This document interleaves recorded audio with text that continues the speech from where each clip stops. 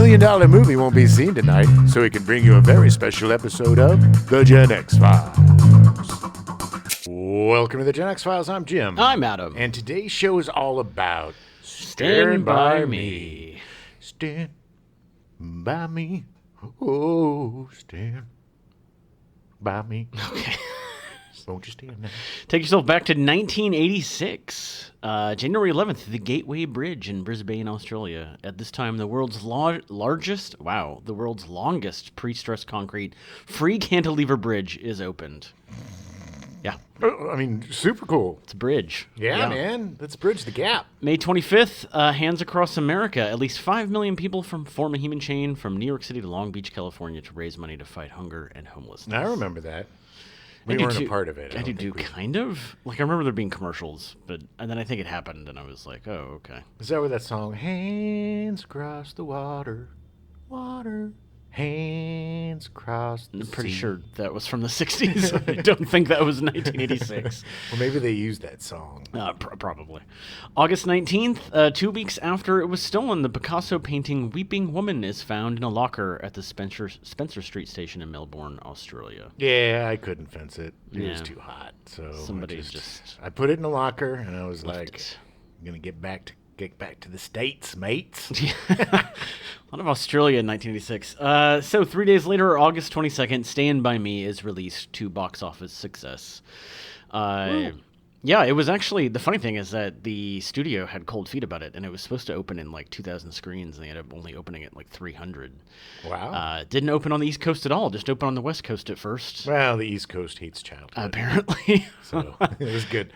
Eventually the widest release it had was 848 theaters, and it earned just over $52 million, well above its $4.5 million budget. Wow, that's a low budget. Yeah. Well, I mean, I'm sure they probably didn't pay the actors anything.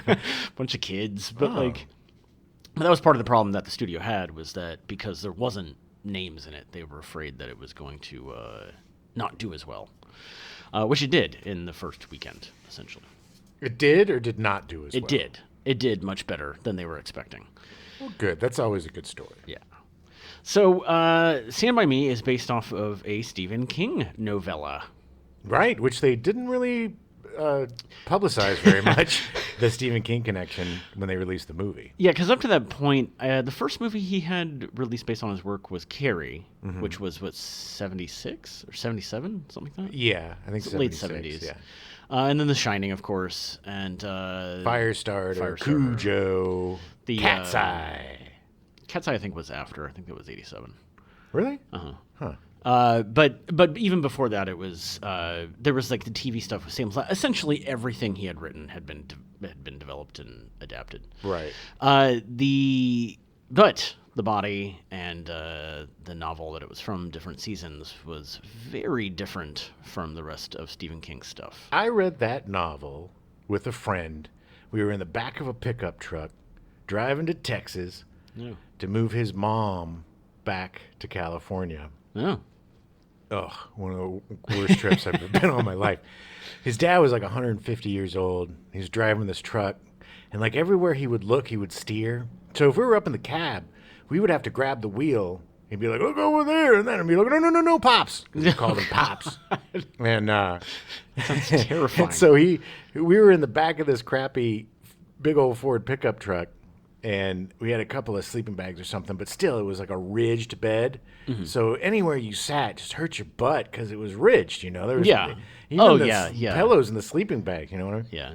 So we passed the time in this hot cab of a truck, like we were being smuggled into East Germany, and passed the time by reading different seasons. And it is such a good book. And, it's fantastic. And it really goes to show that King doesn't need any of the supernatural or any of the, the horror to tell a good story, because these were 4 stories.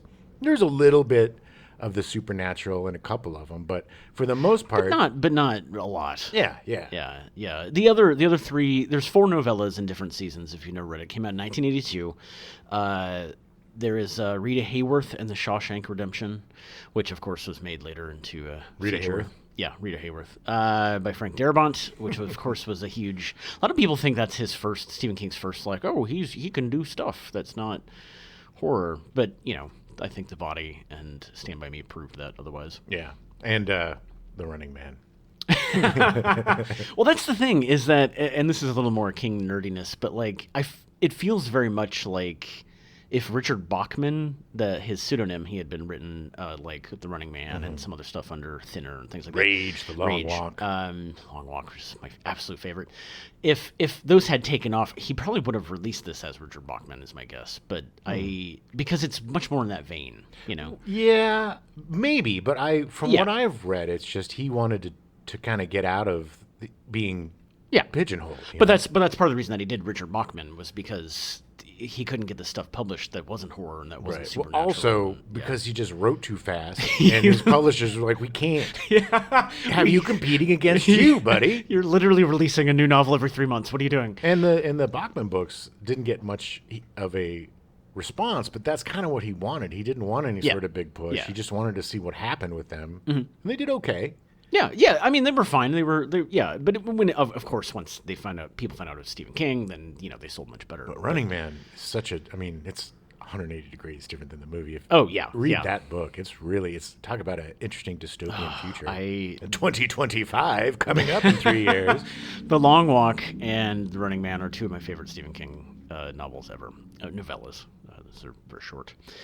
So also in different seasons was Apt Pupil, which was made into a movie by Bryan Singer with Ian McKellen and Brad Renfro. Brad Renfro, poor kid. Poor Brad Renfro. He had a rough time of it. Really great actor. The other one, Beyond the Body, was The Breathing Method, which is the only one to not be adapted yet into a feature film. It's a toughie.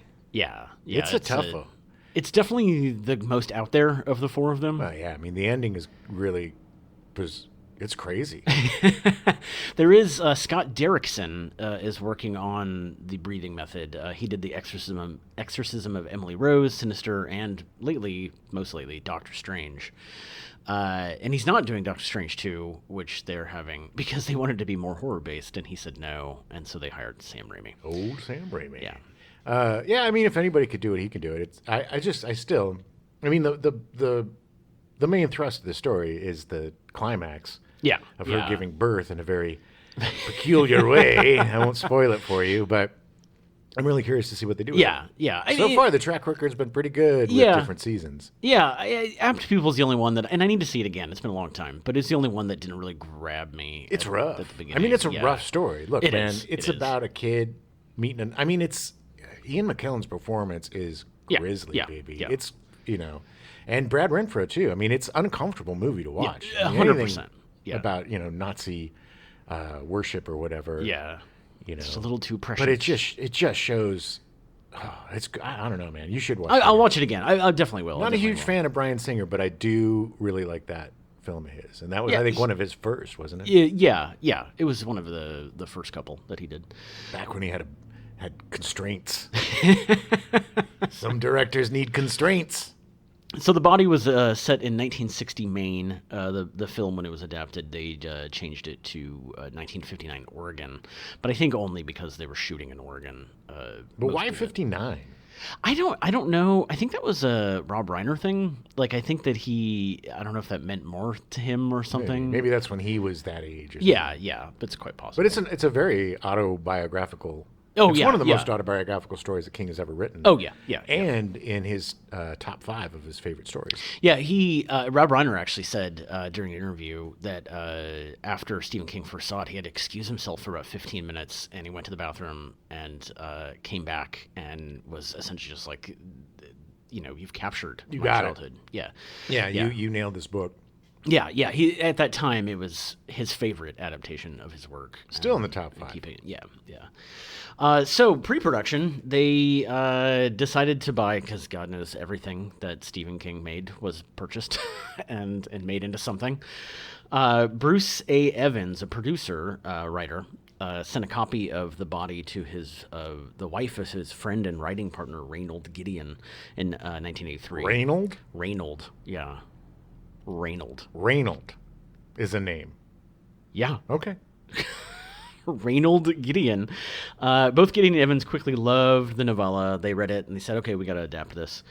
They contacted King's agent, Kirby McCauley, to seek negotiating film rights. And Kirby came back and said, sure, but King's terms were that he gets $100,000 and 10% of the gross profits. So Kirby and Reynold had to do a lot of negotiation. Yes, because the money was fine. They were like, sure, $100,000, we can get that. But the 10% gross profits No studio's going to unheard of. Of course. As we learned from Georgie Lucas, you ask for a lot and you take a little. It's fine.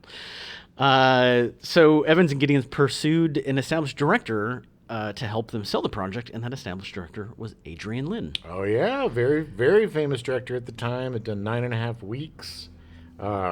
Went on to do Fatal Attraction. Yep, and Jacob's Ladder, amongst a bunch of other things. He was like the thriller guy. Yeah.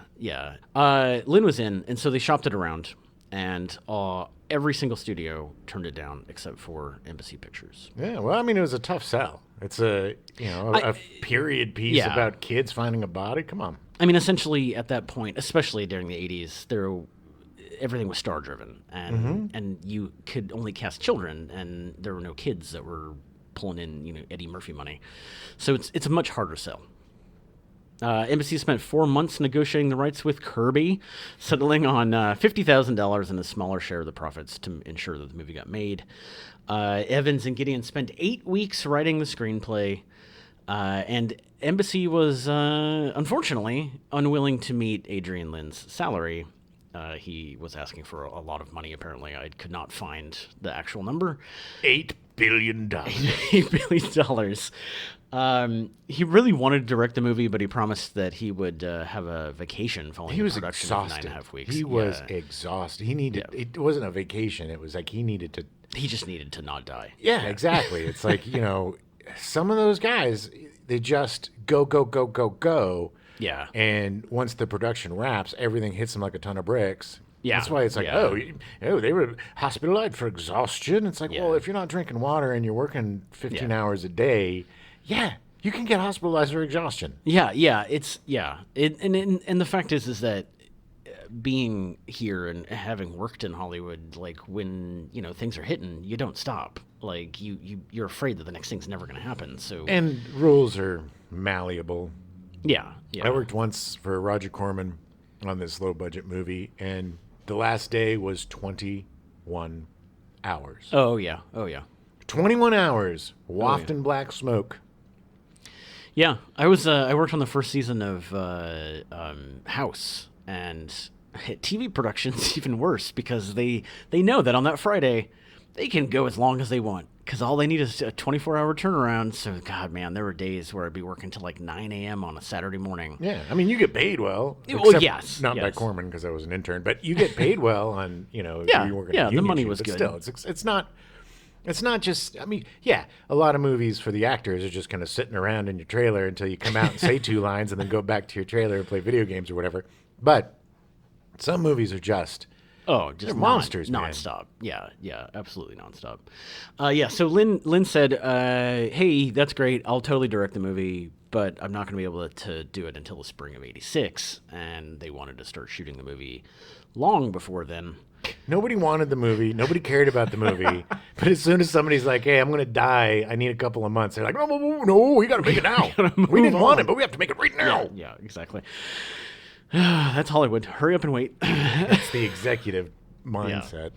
So they contacted Rob Reiner. Rob Reiner was better known at the time for playing Michael in all of the family. Meathead. Yeah. One of my favorite bits ever is the sock shoe Archie Bunker bit where Archie, I don't know if anybody remembers, old Archie Bunker was a really groundbreaking show by Norman Lear about an old bigot, his wifey, death. Their daughter and then their hippie son-in-law played by Rob Reiner. And there's this really memorable scene where Archie and Rob are in this room and Rob's putting his shoes on and he puts them on sock, boot, which infuriates him. Infuriates Archie Bunker, of course. And he's like, you put sock, boot. And he's like, no, sock, boot, sock, boot. So they have this whole hilarious argument. Check it out. I'm sure you can find it on YouTube. But he was Rob Reiner was a really gifted TV actor, Yeah. and a pretty new director at the time. I think he'd only done Spinal Tap. And, He'd only made it into the Sure Thing. right There was with John Cusack. Yeah, the 2 movies that he had directed. Both great. Oh yeah, fantastic. Both are fantastic. My Very favorite different John Cusack is 80s John Cusack. movies. Oh yeah, Better Off Dead. Whew, Yeah. man, One Crazy Summer. cannot go wrong with John Cusack in the Pursuit. 80s. Oh yeah. You know? Come on, baby. So he was given the script. Rob Reiner read it and said, "Hey, the script is good, but there's not really any focus to it. There's not really a plot. I mean, the plot is literally they go find a body. It's Like, a it's not- nostalgia movie. Yeah, You know, it's a capturing the feeling of being a kid. It's that we talked about this a little bit on the last Stepdad show about how difficult it is to give up your toys. Yeah, But yeah. there's a passage, a rite of passage. There's so many rites of passage as a child.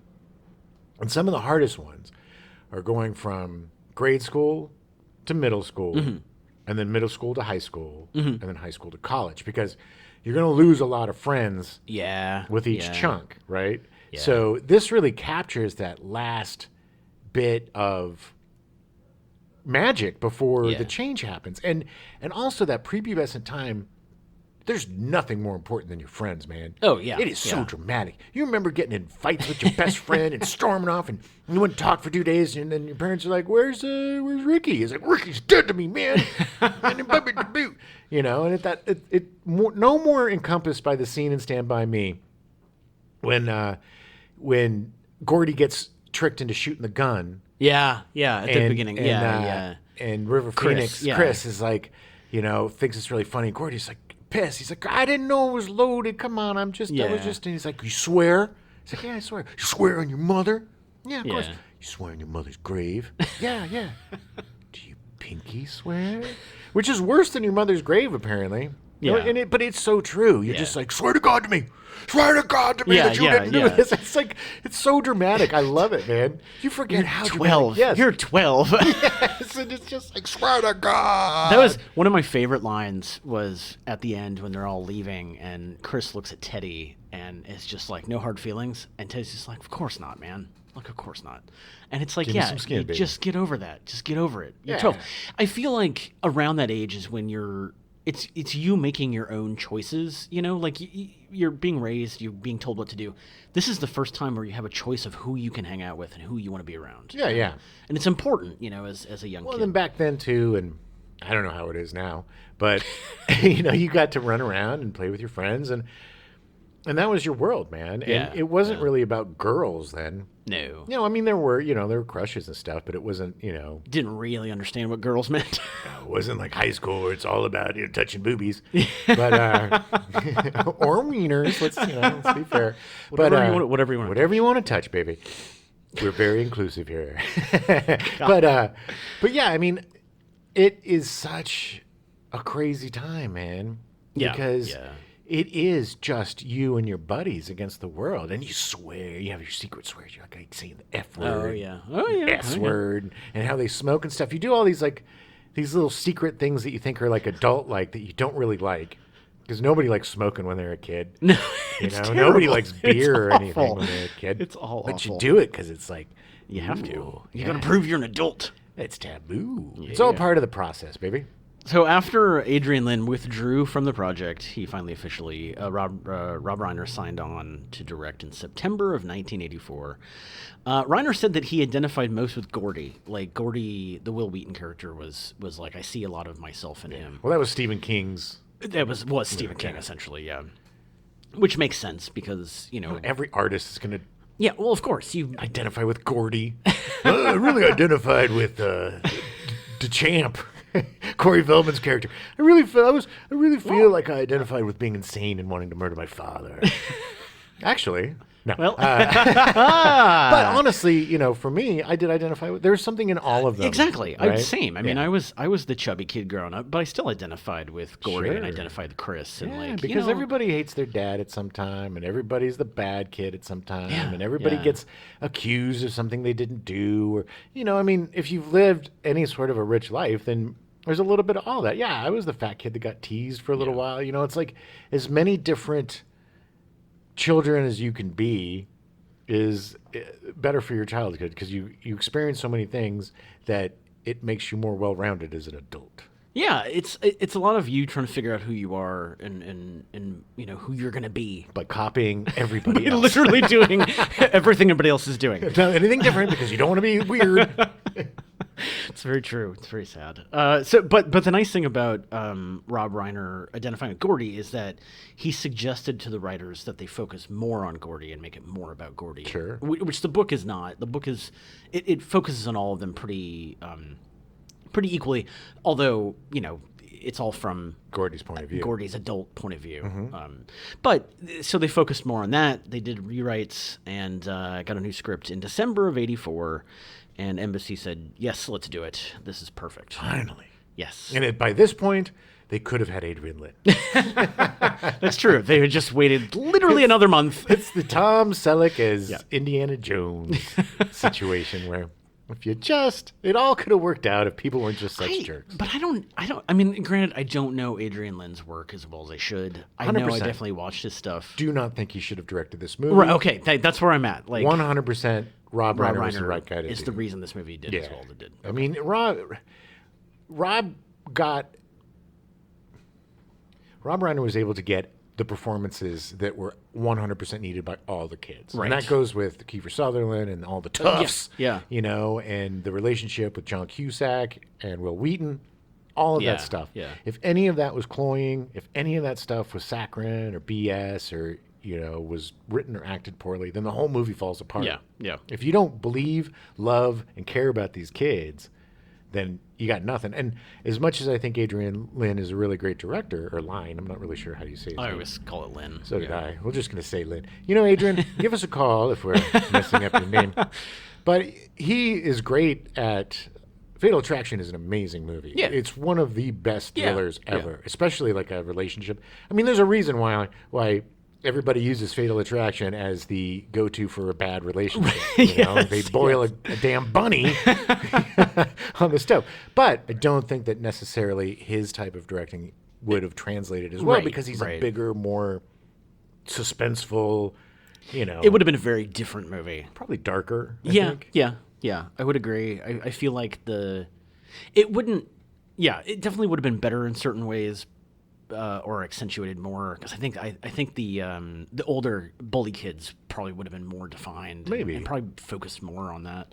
But there was anyway. what Reiner did was he found the joy of childhood, Yeah. and that was the main thrust of the movie. Yeah, and that know. kind of loss of innocence. Yeah, and well, that was- magic too. yeah. I mean, the whole several times, when they're sitting around pitching rocks into that can, it's like, "Geez, fellas, this is the greatest time ever," and it's like, "Yeah, it is the greatest time ever," because it is. Yeah, they're yeah. just sitting around free. Free of crazy loony dad. Literally told their parents, "Hey, we're gonna go do this thing," and they're gone for 3 days. Free from the parents who don't pay attention to you, wish you were dead instead of your brother. Yeah. Free of your 6 siblings who are a bunch of hooligans. Yeah. And yeah. free from whatever Chub. His Eyeball, isn't his brother Eyeball? Yeah. I think it's Eyeball. Yeah. King's got such great names. But they're all if their brothers aren't dead, they're kind of assholes. Yeah. Like it's just how A it lot is. going on with those kids. So just a few days before they started shooting in the summer of 1985, Embassy Pictures was sold to Columbia Pictures and planned on canceling the movie. Of course. This is so sad. But when something gets sold, or like a studio, or if a new studio hit comes in, the first thing they usually do is take everything that's in production and put it in turnaround, which is code for development hell that it'll never get out of. Yeah, we're just never going to make this. Because they don't want anything from the previous regime, and they want to put their own stamp on their, reign of terror. Despite or besides it being potentially great, they just don't want it. Yeah, because it's not about creativity with them. No, it's about making it theirs. Studio executives are motivated by fear, fear of losing their job, fear of somebody coming up and taking their job. Yeah. That's why they're not very... we talk a lot about the executives, and not in a very glowing way, but it's true that they are the main reason for the dearth of creativity in certain projects. When you see a project that just is a mess, You better believe there's a lot of executives throwing their wee-wees around trying to put their stamp on that project. Yeah, yeah. There are good executives, as evidenced by Norman Lear. 100%. Now, granted, Norman Lear is not your typical executive. He's a creative. Because he's a creative. He created All in the Family. Yeah. He created some of the most groundbreaking and important television shows in the history of television. We would not have TV the way now if it wasn't for He's still working today, that guy. Yeah. He's an amazing, That's amazing right. man. He is still alive, yeah. So he was one of the co-owners of Embassy Pictures, and he really believed in Rob Reiner, and he believed in this project. So he spent $7.5 million of his own money. Yeah. Well, he gave make the Reiner his movie. first job. I mean, they knew each other since All in the Family. When he was Meathead, Michael what is it? Stivic. Michael Stivic. Michael Stivic. So yeah, of course. I mean, and he'd already proven himself as a director. Yeah. You know, I mean, these weren't big hits. Everybody sees Spinal Tap and is like, "Oh my God, Spinal Tap must have been huge." Yeah. It's a cult film, man. Yeah. Always good reviews, but modest box office success. Yeah. Like Better Off did it was the same way. A lot of these movies were saved by home media. So, that's being able to watch it over and over and over again on demand definitely helps. So jumping forward just a little bit, because after the production was done, because Embassy was also going to distribute the movie, and Embassy got sold, they needed to find a new distributor. So they went to Columbia Pictures with the film. Rob Reiner took it to the head of Columbia Pictures and said, just watch it. If you like it, distribute it. He watched it at home because he wasn't feeling well. And this is Samwise Columbia. Yes. We're talking about the owner of Columbia Pictures. Owner of Columbia Pictures. He was not totally into the movie, but his two young daughters loved it. Yeah, he was an old, bitter, destroyed man. No, I'm just kidding. But there's a lot of this. Thank goodness that these people have children, because there's so many of these stories where it's like, well, I thought it was kind of crappy, but my kids liked it. So I was like, what the hell? Let's give it a shot. Yeah, I definitely get opinions when you're making decisions in Hollywood. Prospective audience. Yes. So in March of '86, Columbia Pictures, they were concerned the original title of the body was misleading, so they had to rename it. They decided to rename it Stand By Me. And according to screenwriter Reynold Gideon, the body, quote, sounded like either a sex film, a bodybuilding film, or another Stephen King horror film. Rob came up with Stand By Me, and it ended up being the least unpopular option. Yeah, well, there you go. And I'm sorry, but the body doesn't sound pornographic. No. To me, it would work. I don't know if the movie... I mean... Stand By Me's fine. Yes. It completely... It 100% conveys what it's about. Yes. Stand by me, my friend, through thick and thin. All right, let's take a quick break, and then we'll get into casting. So Reiner and the producers interviewed more than 70 different boys for the main roles out of more than 300 people who auditioned. Casting, yes. That's a lot. That's a lot. It is and it isn't. I mean, if you think about it, 300. They saw 70. They cast 4. Cast 4. Yeah, it's a lot, but it's not like we looked at 7,000 children around the entire globe for. Yeah, because it's like It's also a smaller movie, so. Yeah. They didn't have the money to do the long casting process, but yeah, it's pretty surprising they were able to find these 4 out of these 70. Oh yeah. I mean, the 4 that got the parts were very similar to their characters. Oh yeah. Will Wheaton playing Gordy, who at the age of 12 to differentiate him from Richard Dreyfuss, who played him as an old man. Yes. Yeah. But Will look so much alike too, by the way. It was perfect casting. I can't wait until Will Wheaton it's probably only about 5-10 years away from looking exactly like Richard Dreyfuss looked in that movie. He's pretty close, actually. Probably he is the same age. I want to say he's about the same. Yeah, because that's 86. 30. Yeah. So 30 some years. Wheaton's got to be in his 40s.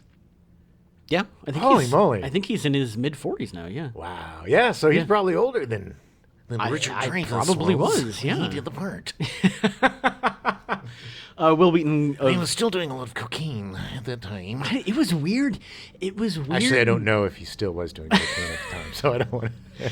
It was weird to me rewatching this. It was weird to see Richard Dreyfuss without the beard. Like, for some reason, it just threw me off. Yeah, and it's like. his part is very He doesn't. silent. I don't- He's very like, okay, Richard. This is how I picture the direction. Okay, Richard. This is what I want you to do. Okay. So hey, you're looking winsome. You're thinking about your friend. He's dead. Ooh, got stabbed in the neck. Ouch. Okay, so you're looking. And then you're thinking. And then you see your kids. And you're thinking about your friend. So the whole thing is just him like, looking. It doesn't. He has very few lines actually on screen. Most of his stuff is VO. Chopper. Sick balls. Chopper. Sick balls.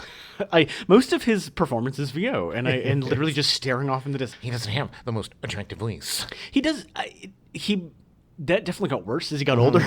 He wasn't quite that bad during this movie, which makes me also wonder if he was affecting some sort of accent or something. No, he sounds like him. You know. It just wasn't as. Yeah. Well, it wasn't as manic. That's true. You know, That's true. he usually played up until then very manic characters. You know, the guy from Close Encounters was a manic guy. Yeah. You're gonna find, Yeah. oh, there's UFOs coming, gotta make things out of my mashed potatoes. And then, you know, there's a Carquinius. Hunting sharks and stuff. This is just him looking winsome. Yeah. You know, keeping his kids from going to the pool. Dreyfuss was not the first person that Rob Reiner tried to consider for the movie. He never is. The first. Poor guy. His chagrin. He's got to approach people and say, "Please give me work." Oh, that's such crap. I love Richard Dreyfuss, by the way. He's I don't fantastic. Wanna, He's a great actor. Like he's listening. Hey, Richard, we're just teasing, buddy. Just kidding, man. You're great. You're great. One of the You better be people teasing. that Rob Reiner considered sue you. was David Dukes, not the Grand not Wizard of the KKK. who ran for office. That his name was David Duke. It was David Duke. This is David Dukes with an Yeah. S. Shows you how important an S Yeah. can be sometimes. Gotta pluralize things, otherwise, you know. He was a very popular actor in like the Yeah. 70s, 80s. If you saw any sort of TV procedural, Yeah, he or did something. The Winds of War Yeah. and War and Remembrance, like these big epic miniseries. Yeah, he's got the look. Yeah. They also considered Ted Bessel. Ted Bessel, yeah, Thank you, from Ted Bessel. That Girl. That girl. Yeah, with he played Marlo Thomas's fiance Yeah. on the show That Girl. And I don't know anything about him. So He's I a don't- very Richard Dreyfussy type yeah, of kind of that energy. He's got that energy. Oh, hey, what are you doing, kind That of Girl? Hey, you're being crazy. Get out of the phone, That Girl. I don't know your name, my fiance. No, that that was her girl. name. I know That girl. girl, yeah. Wow. Okay. People don't realize that. To check that one out. Perhaps my favorite possible non-Richard Dreyfuss actor was Michael McKean, Oh, yeah. who had worked with Rob Reiner on Spinal Tap. Yeah. Well, unfortunately, Michael McKean still had the stink of Lenny. Yeah. Lenny from Lenny and Squiggy. So good in that. Oh, yeah. Well, that's why. He, unfortunately, was so good at playing Lenny on Laverne and Shirley, Hello, Laverne, that he couldn't get anything else. He would take these Yeah. supporting roles. Like, I think he was in Clue. Was he in Clue? Yeah. He would played, take these Mr. supporting Green. roles just to show, like, hey, guys, I'm not friggin' Lenny, okay? Yeah. Just give me a shot. And thank goodness, because, I mean, if you haven't seen Better Call Saul or his performance on that, Oh my man, God, he's so it's good. amazing. The guy's So one of the good. best actors we got. Yeah. He's fantastic. He's aged like a fine wine. And not to mention all the amazing improvisational performances he did in the All the Christopher Guest movies. Christopher Guest movies. Yes, thank you. Yeah. He's Best in Show. He's so good. He's so good. River Phoenix was cast as Chris Chambers. He actually originally read for the part of Gordy against Ethan Hawke. They were going to have Ethan Hawke play Chris Chambers, Thank goodness. and he did not. I'm sorry, man. Ethan Hawke. I saw that movie Explorers. Did you see Explorers? Oh yeah. Good movie, but he was so annoying in that movie. Yeah. And he's been brutally annoying ever since. Culminating in that awful book of poetry that he self-published. I'm not a big fan of Ethan Hawke. Sorry, Ethan. Really? Why don't you, Couldn't tell. Actually, honestly, I've seen a couple of things that he's done recently, a couple of Western things and things that I've enjoyed. Like, he's grown on me. He's done Gattaca was pretty good, and He's just another guy that looks like he's acting. but he's generic. I mean, he's just very generic. But he just has that kind of Tom Cruise, I can see the wheels turning Yeah. performance thing, like very I don't know how to explain it, but Thank goodness he wasn't in Stand By Me because he was a whiny little actor. He almost ruined Explorers for me. They made a good choice by casting River Phoenix. Poor River Phoenix, who everyone knows that he OD'd at the Viper Room when he was 23. Yeah. Deprived the world of his art and his talent. Yeah, he was a trouble sad. kid, man. I mean, Yeah. This is a story. A lot of these kids were trouble. Corey Feldman barely made it out. Yeah, His buddy yeah. Corey Haim didn't. Yeah. So, I used to go I used to go to the Hollywood billiards a lot and play pool back in the day. And I think this is in the 90s. And the Coreys would show up in their knockoff Michael Jackson outfits. No. And just messed up, man. And then this was like the height of their heroin days, and it was I mean, if one is to believe Corey Feldman, God knows they had a good reason to be high as a kite all the time. I get it. Yeah. At the time, I was like, these kids are obnoxious, and whatever. But it's like, look, man, kids are eaten up and used and destroyed in this business. He's an easy target to make fun of. Because, he does a lot of goofy stuff. Because he's a weird guy, yeah. Yeah, but, it's like, go easy, man. Yeah. Walk in a guy's shoes. Dude's been through a lot. He's been through a lot. And he was an amazing little actor. Back he was. in the day. Oh, my Gremlins.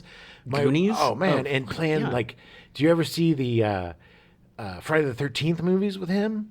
I think 4, where he was like the kid who collected masks, and he shaved his head, and he became... Jason, and he was great in that. He was great. Yeah, he had a great career. He had issues, much like his character in the movie. He had a lot of issues with his parents. Oh yeah, not enough Rob Reiner directors out there. There's too many people that are willing to take advantage of the kids. Sure, but I think things. His parents took advantage of him. Well, Wheaton's parents treated him like a commodity. Yeah, I don't. River Phoenix. I think they came from a cult. Yeah, oh, they did. They were part of the Heavens something. It was I don't remember the name. Yeah, but they were. The family was a was cult part of that it, turned into this crazy sex cult, and they were in it before all that stuff happened. But still, that's not a. You're looking at a bunch of kids coming from unstable homes, very broken homes. Yeah, they're not getting what they need, and this is why they latched on to Rob Reiner so much. Because he was such a positive figure. Yeah. He did pull a few little tricky tricks. Of course he did. He had to. I mean, and then Jerry McConnell. Rounding out, Jerry O'Connell rounding out Jerry the 4. Was like McConnell. Jerry O'Connell. Not McConnell. Not. Who...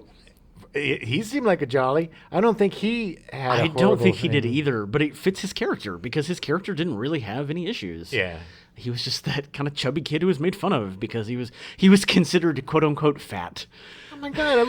We watched that movie again. He is far from fat. No, that was me growing up. I was the was chubby every kid. kid growing up who wasn't a little weed like Will Wheaton. Skinny little Will Wheaton. But they were so good, all 4 of them. He actually, Rob Reiner, 2 weeks before they started shooting, he had them go to like this camp and then had them hang out together for 2 weeks. Well, that's important. Yeah, they got to be best friends. All those scenes you see of them hanging out together, they all really liked each other and they were friends. And he captured that on screen. It was done really well. Will Wheaton has a quote about this. Rob Reiner found 4 young boys who basically were the characters we played. I was awkward, nerdy, and shy, and uncomfortable in my own skin, and really, really sensitive. And River was cool and really smart and passionate. And even at that age, kind of like a father figure to some of us. A what figure? A father figure. Jerry was one of the funnest people I'd ever seen in my life, either before or since. And Corey was unbelievably angry and in an incredible amount of pain and had an absolutely terrible relationship with his parents. Yeah. It's just amazing Rob Reiner being able to see this. And let's give the casting director their due. Sure, of course. But he was able to tap into it. Yeah. But he was also, he wasn't a nurturing director. No. So much because he would pull tricks. Like he would, say, when they were doing the train thing. Yeah. They weren't getting it. He's like, look, you little monsters. That train may not hit you, but the guys on that cart, they're getting real tired of doing this. And the train might not hit you, but they're going to hit you if you don't get your asses in gear. And so they got their asses in gear. But they were little troublemakers, too, on that set, too. They took all the furniture around this pool and arranged it inside the pool. And Jerry O'Connell? O'Connell, yeah. Jerry O'Connell tied up his babysitter and escaped to go get some cookies and accidentally ate pot cookies, and they found him in the forest and had to shut down production for 2 days. So Jerry. Kids will be kids. So the cast also included Kiefer Sutherland as John Ace Merrill. Great job of flicking that toothpick from side to side, baby. He was great. He was great in it. I mean, he played the part perfectly. He also separated himself from the kids and kind of bullied them on set to keep that... to keep it more real. Well, so it's like they weren't comfortable with him. Right. Didn't settle in. Method at that age. But what a great actor. I mean, he's a great actor. Yeah, don't get me wrong. Casey Samazco as Billy Tessier. Oh, 3 O'Clock High. 3 O'Clock High. Such a great actor. Which we'll be doing an episode about later this month. I believe he reunited with Kiefer Sutherland for Young Guns and Young Guns 2. Right. Yes. That's right. I forgot that he was in that. He was. Oh, Casey. He was one of them dirties. One of them dirties in the Young Guns. Yeah. John Cusack as Denny, Gordy's big brother, and all the flashbacks. Yeah, still was not the big star he is today. No. But he was a surprise. I mean, I was a big fan of his by then, and when I saw the film in the theater, I was like, oh man, that's pretty cool. Yeah, he was really good. Him and Will Wheaton had a really good relationship. Like they played off each other really well. One of the things that was so interesting about those flashbacks was that they were idealized, right? Yeah. So Cusack comes across as super nice, and hey, buddy, here's your hat. And I'm going to always take care of you. And, hey, Gordy wrote a story. Read that story, Pop. It's really great.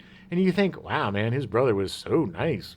But the character is remembering his brother. Yeah. They're flashbacks. And when you remember somebody, you elevate them in your memory. Especially someone who's dead, close to you that's dead. Yeah. Right. This is what's so tragic about the death of Gordy's brother, is that not only was he the parents' favorite, and so now Gordy's the invisible boy because the wrong son died, which is what he thinks. It's probably not necessarily what, But he also lost his only cheerleader, his only... his support. Yeah, exactly. The guy that was like, keep writing, buddy, you're a genius, you know? So what a complex situation, and dealt in a very subtly complex way. Yeah, it was done incredibly well, and Will Wheaton was fantastic. Like, you could see the pain of him having to lose his brother over and over again every time he thought about it. Sure. I mean, it worked really well. Rounding out the cast was, as Gordy's and Denny's dad, was Marshall Bell, who is a character actor. Oh yeah, you've seen him in everything. Yes, you look up his picture, you will go, oh, it's that guy. He plays a bad guy a lot. Plays a bad guy in comedies a lot because he's got this weird kind of. Yeah, his eyes are kind of bugged out, and most currently, you could see him in insurance commercials with Yogi Bear. He's hiding in a tree at the very end of the commercial. Which look out for that, people. I was very happy to see him in it. I was like, oh, it's that guy. Good for him. You got to keep working to get your insurance in SAG. Yeah. You got a minimum to keep up. You got to keep doing something. So principal photography began on June 17th, 1985, and ended in late August. Parts of the film were shot in Brownsville, Oregon, which stood in for the fictional town of Castle Rock. It's so funny. It seems like every Stephen King movie uses the Pacific Northwest to fill in for the Northeast of Maine. Yeah, and I don't know. I really don't get why. I mean, I don't know if it's just because it's the trees. Closer. I mean, there's a similar look you can get away with. Yeah. It's the trees, baby. Yeah. Trees are East Coast. Trees are West Coast. Yeah, I mean, it's in the same latitude, so it makes sense. But like, it just boggles my mind they just go to Maine. Maybe they didn't have a town that was as old looking as that town. I mean, That's that true. town looks like it was from 1959. I know they dressed it and everything, but it's still, I'm sure it was built at the turn of the century. Yeah. It has not much has changed, so That's true. Really That's true. captures the feel. Yeah. I don't want to say the town is a character in itself. I hate when people say that. New York is a character in this piece. Oh, yeah, Los Angeles is pretty much a character in itself in my project. Shut up. Approximately 100 local residents were employed as extras during the shoot. That's also so cool. It's always fun, yeah. Yeah, because then, I would love to shoot on location like that and have a bunch of people in it, because then the whole town is like, oh, we have this movie. We have this little time capsule of what our town was like in 1986. And I'm sure they probably have. Oh, you know what they do have? They do. They have a penny. Yeah. That is that is stuck in the ground right where Jerry O'Connell bends down to pick it up at the end of the movie. Yeah, they put that in 2010, and they do every year. There's like a Stand By Me day, and they have people come in and they do like a pie eating contest And and everybody stuff. pukes. They put castor oil and eggs in the pies. Everybody pukes. throws up everywhere. They call it the annual Stand By Me Pukorama. Barforama. Well, they call it the Pukorama. The Pukorama. Don't wanna because it's infringe upon copyright, the yeah, movie. Exactly. They still have to worry about copyright infringement. Speaking of the Barforama scene, that was also filmed in Brownsville. A local bakery supplied the pies an extra filling, which was mixed with large curd cottage cheese Gross. to simulate the vomit. I think that was one of the first times too that they used that tube vomit The thing that just ejects it. out of Yeah, it. they use that on Saturday Night Live a lot. They have in their wrist like this Yeah. tube that they put up to their face and it just shoots vomit everywhere. But I think this was one of the first times I've seen them use like a projectile vomit machine. Yeah. The first time that he turns and vomits, it was upwards of 5 gallons of this stuff. Gross. So much, and that poor actor just all over him. Well, if it's cottage cheese and cherries and crap and Yeah. it's a hot day, man, that Yes. stuff's gonna stink. Not gonna be pleasant. Gross. They shot the steam train engine bridge scene in Brownsville. Did they have an actual train? They did. Yeah. So it wasn't green screen. It wasn't No, shot on no. any sort of.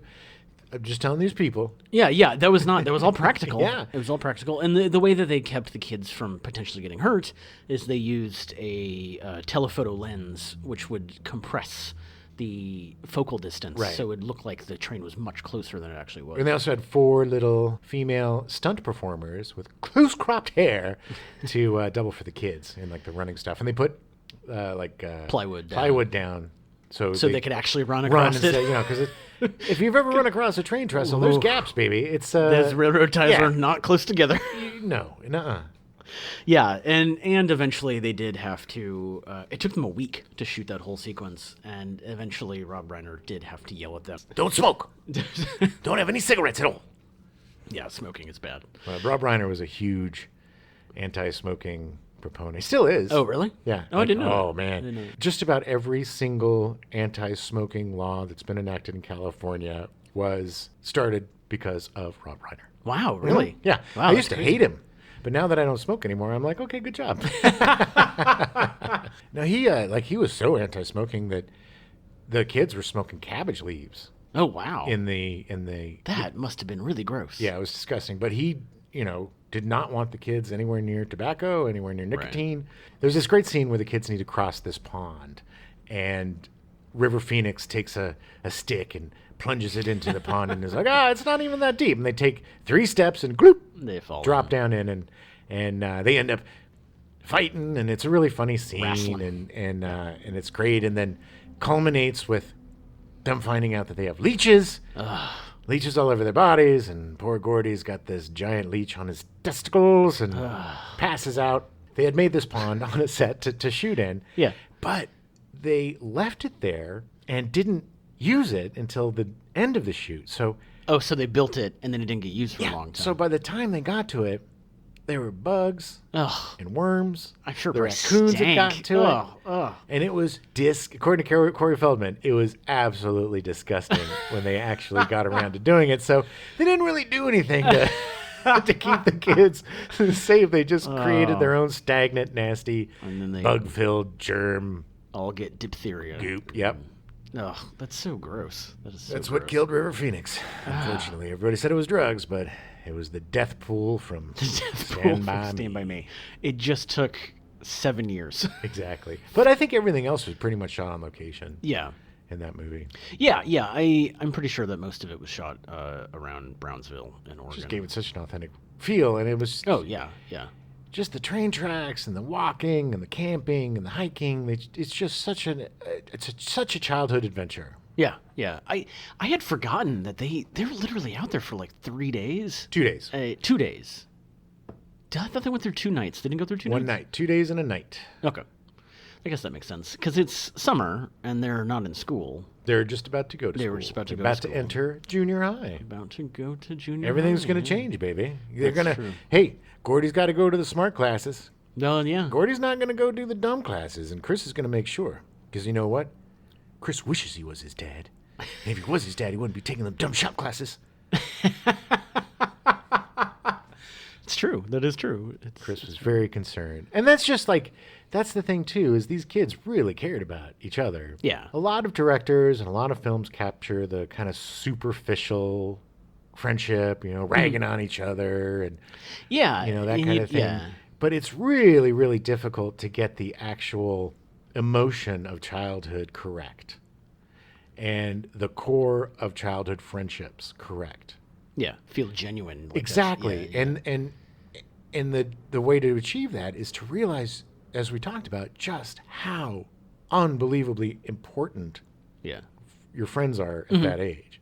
Because those are your first real kind of friends. When you're little, you get thrown into play dates or whatever with babies and stuff, but you're not really friends. You're just human, push. Yeah. But this is the time when you really pick your friends, and like according to Gordy's dad, he didn't pick Rhett. He's like, why can't you have friends like your brother? You're two Phoebes and a thief. Yeah. It's a really mean way. That is really mean. It was so, man. But the kid's like, screw you, Dad. These are my friends. Yeah. And that's why it works so well, because you see everybody has a moment, man. Chipper, sick bones, when they go to the The junkyard. The junkyard, and the old guy's like, you're a loony, and your dad's a loony. He took to put your ear to the thing, and Corey freaking Feldman is just like, I'm gonna rip your head off and shit down your dad. This dad that he wants to murder, but he's gonna do it, and you can't make fun of him. Exactly. Yeah. It's just the raw emotion and just how that kid is just devastated, head hanging down, hot, embarrassed, tears streaming down his face, and the first thing he can say is like, sorry, I'm ruining the trip for you guys. I think the only one that doesn't really have any sort of real emotional breakdown is the fat kid. His moment comes with the train. The look on Jerry O'Connell's face when that train's behind them and he's running and that is pure abject fear, baby. Absolute terror. Absolute brilliant performance. So fantastic. So the movie was nominated for an Academy Award for Best Adapted Screenplay. Ooh. It was nominated for 2 Golden Globe Awards as well, for Best Drama and for Best Director, and it didn't win any of them, unfortunately. Womp womp. Yeah. Stephen King loved the movie. He said, and I quote, "That's the best film ever made out of anything I've written," which isn't saying much, but you've really captured my story. It is autobiographical. Wow. Could have left out the which isn't saying much. I get it. It's a self-deprecating downplaying, thing. downplaying his own talent. And well, no, he's downplaying the ability of the filmmakers to adapt his wonderful work. I think he was still really pissed off about The Shining at this point. Oh yeah. That was a burr in his saddle for quite a while. Rob Reiner has said that Stand By Me is his personal favorite movie. That's saying a lot, man. Yeah. He did Princess Bride. He's done some great movies, yeah. But I would say it's my favorite movie of his. I love Princess Bride, and I love Spinal Tap. But there's just something about Stand By Me that is so genuine. It's a perfect movie. It's one of the perfect movies. I would not change a thing on that movie. It really holds up. Yeah, it does. It really does. And if you want to see some insanely good performances by kids, and you haven't seen this movie, check it out. It's really interesting that someone in 2021 can identify with the movie made in 1986 about 1959. Right. Because kids will always be kids. It's just a growing up, a fact of life that this is going to happen, and this movie captures it so perfectly. Yeah, I don't know if kids have the same freedom that we had. Leaving in the morning. Yeah. And then coming home when your mom calls for you at night. I don't know. I don't have kids, so maybe they do. Yeah. It seems like the culture isn't so much bike riding and exploring and building forts. But still picking and choosing your friends and finding your friends, regardless if you're just playing online and talking or to them over FaceTime or Skyping and TikToking. And never actually seeing them in person. And when you do, never looking them in the eye because it's weird and awkward. You're glued to your phone because these damn kids today. I haven't gone on my these damn kids today rant for this show yet. No. But this movie, if you've not seen this movie, highly recommend it. It is. You will identify with it. It will make you think about your childhood and that coming of age. And read the being 12. book. And read the book. 100%. Oh my God, read yes. different seasons. If you're a Stephen King fan or if you're just a fan of good stories, Yeah, pick yeah. that book up because it's 4 very different stories than anything he had written before. Yeah. Afterwards, he's done, Lizzie story is very different Mm-hmm. and Rose Matter. Rose Matter, yeah. And Dolores Claiborne. There's a lot of like More personal stories. or things and- that where he yeah. takes a risk, Yeah, or yeah, goes yeah, goes exactly. kind of out of his wheelhouse. This is a good gateway drug into Stephen King. If you want to get Yeah. into Stephen King and you're afraid of his horror stuff, read different seasons. Yeah, or you can just pick and choose which ones you want to read. Read The Body, read Apt Pupil, or read Shawshank. Rita Hayworth Rita is so good. You will see that both The Body and Rita Hayworth and The Shawshank Redemption were adapted really well. Not exactly, not word for word, but definitely the feel. Like the reason why they're such good adaptations is because they capture the feeling of those stories. Exactly. The spirit is there, and this is why King identified with Stand By Me. So Yeah. Well, it was also his childhood, man. It was his most autobiographical story to date. it would be weird seeing, like, looking up and going, yeah, that was me as a kid. Like, this is so bizarre. Like, I bet you he was a skinny, weird-looking kid with glasses. Of course he was. Of course he was. Writing stories. This is what I love, too, by the way. So they're all sitting around the campfire. Tell us a story, Gordy. Tell us a story. He's like, well, tell us one about, don't tell us one of your horror stories. I'm too scared. Don't tell. Tell us one about the Rangers fighting in the World War II, whatever. And all have their favorites that he told. And he's like, I'm working on something a little different, guys. Without any sort of bashfulness, he goes into this story and tells this great story. My favorite part is at the end. Vern's like, and then what happens? Yeah. He's like, Well, what? Well, it's over. Yeah, He's like, yeah. what happens? And then Teddy. is like, well, what he should do is he should go home and he should kill his dad, and then he should go over and kill a bunch of chaps, or whatever it is. Yeah, And yeah. it's just like, Yeah, but it's like you get to see that Stephen King going, but that's where the story ends. when you see Chris gets it, but it's just so funny because they're still kids, and it's Yeah, not like yeah. it's a cool story, but as a kid, it doesn't have No. that ending that these kids want, and they're It's ironic considering that people always complain about Stephen King's Yes, endings exactly. and how he can end books, which is not true. For Stephen King, the story ends when the story's done. Sure. And that's it. We're out of time. We're going to be back next week with a little bit of Fast Times at Ridgemont High. Yeah. We're actually going to be back to school. Yes, This this is is our our little- transition Yeah. into before- summer, back to school. Al, you guys going to middle school? Yeah. Watch your butts. This.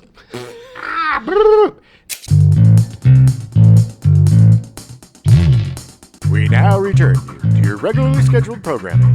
Battlestar Galactica, already in progress.